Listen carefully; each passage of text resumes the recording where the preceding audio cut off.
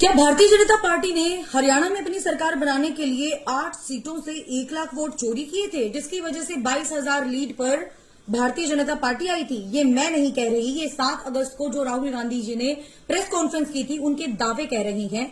और साफ तौर पर उन्होंने एक बात कही है कि जहां पर 2024 में ये माहौल बना हुआ था कि अब की बार कांग्रेस की सरकार आएगी, उसके बाद ऐसा क्या हो गया कि रातों रात भारतीय जनता पार्टी के लिए माहौल भी बन गया और माहौल बनने के साथ साथ सरकार भी उनकी आ गई।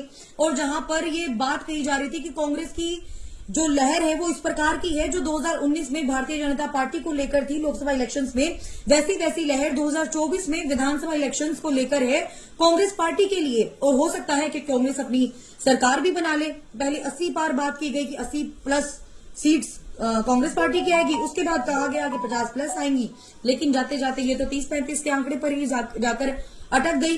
अब राहुल गांधी ने कल जो प्रेस कॉन्फ्रेंस की है उसमें बहुत बड़ा दावा किया है। दावे के अंदर ये बात साफ स्पष्ट तौर पर कही है कि 8 सीटों से भारतीय जनता पार्टी ने 22,000 वोटों की लीड की और 1 लाख वोट चोरी किए हैं। क्योंकि अब आपको पता है, एक एग्जाम्पल के थ्रू मैं आपको समझाती हूँ। जैसे कि मैं हूं, अब जो वोटर आईडी किस प्रकार से बनाई जाती है, वोटर आईडी 18 या 18 प्लस जो लोग हो जाते हैं उनके लिए वोटर आईडी बनती है, क्योंकि 18 साल के बाद ही आपको अधिकार प्राप्त होता है वोट डालने का।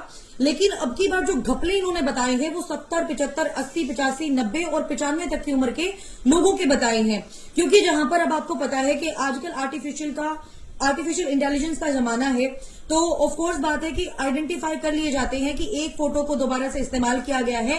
लेकिन वोटर आईडी बनाने के लिए एक ही फोटो का कैसे बार बार इस्तेमाल किया गया? कहीं पर तो पासपोर्ट साइज फोटो में सब मतलब कमर तक ले लिया गया, उसके बाद जूम करके सिर्फ चेहरा दिखा दिया गया।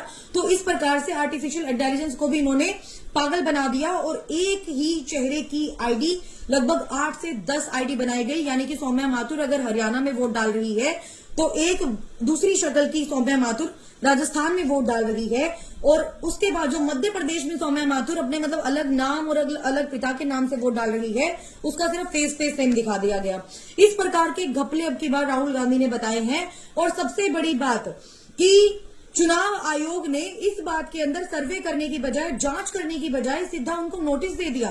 उन्होंने कहा कि शपथ पत्र पर आपको लिखकर देना पड़ेगा कि जो दावे आपने किए हैं वो बिल्कुल सही है। अगर उन दावों के अंदर कोई घपला पाया गया या फिर ऊंच नीच कुछ 19-20 का अंतर पाया गया तो आपके ऊपर कार्यवाही भी की जा सकती है। इस प्रकार से उन्होंने चुनाव आयोग ने उनको ट्विटर पर लिखकर दिया है। साफ सीधी स्पष्ट सी बात है कि अगर आप इस बात की पैरवी कर रहे हैं कि राहुल गांधी ने गलत बोला या सही बोला, अगर सही बोला है तो ऑफकोर्स बात है जांच का विषय है, अगर उन्होंने गलत बोला है तो भी जांच का विषय है।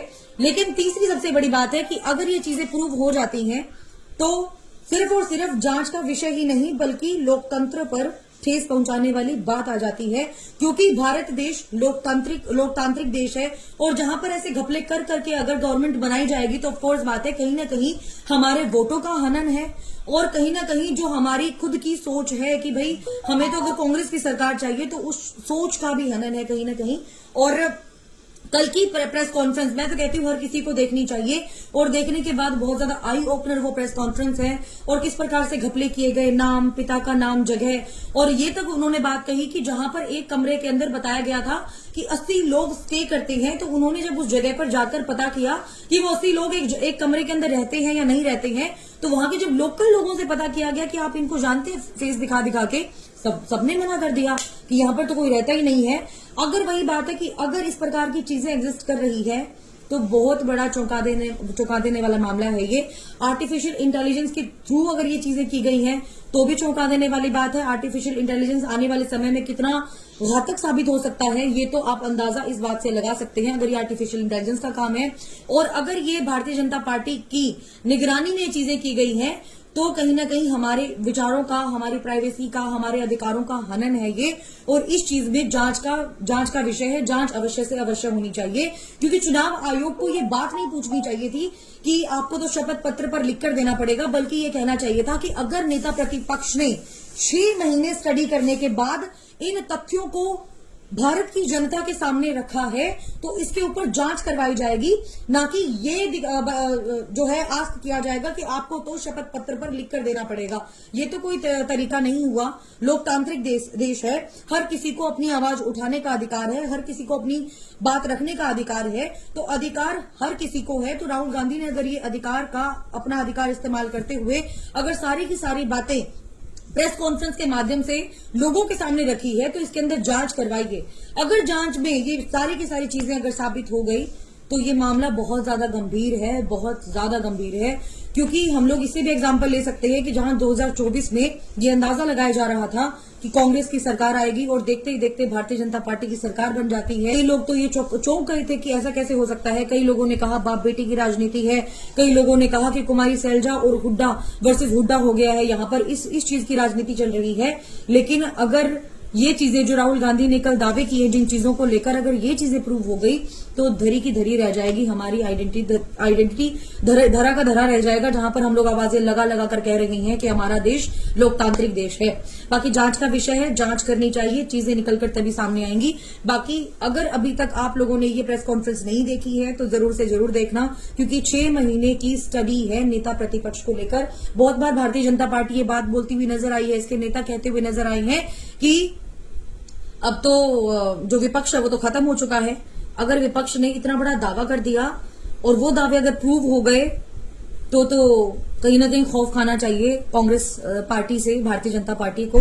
और बाकी जो भी कंक्लूजन है वो तो मैंने आप लोगों को बता ही दिया। और दूसरी बात, जहां पर मन की बात को जितने भी भारतीय जनता पार्टी के नेता कार्यकर्ता लगा के बड़ी बड़ी 34-42 इंच की एलईडी पर दिखाते हैं, मन की बात सुनवाते हैं मोदी जी की हर किसी को, वैसे ही गांधी जी की भी ये जो प्रेस कॉन्फ्रेंस थी ये भी अलग अलग जगह पर लोगों को दिखानी चाहिए और बतानी चाहिए कि किस प्रकार से उन्होंने आंकड़े पेश किए हैं लोगों के सामने और कितने भयावह आंकड़े पेश किए हैं लोगों के सामने।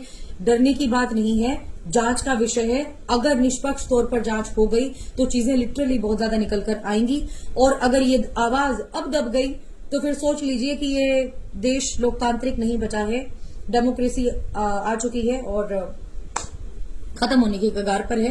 बाकी वीडियो देखने के बाद आपका क्या मानना है ये आप जरूर बताइएगा। बने रहे हरियाणा लेटेस्ट अपडेट के साथ। मैं सौम्या माथुर आपसे भी दर्शकों से लेती हूँ इजाजत। नमस्कार।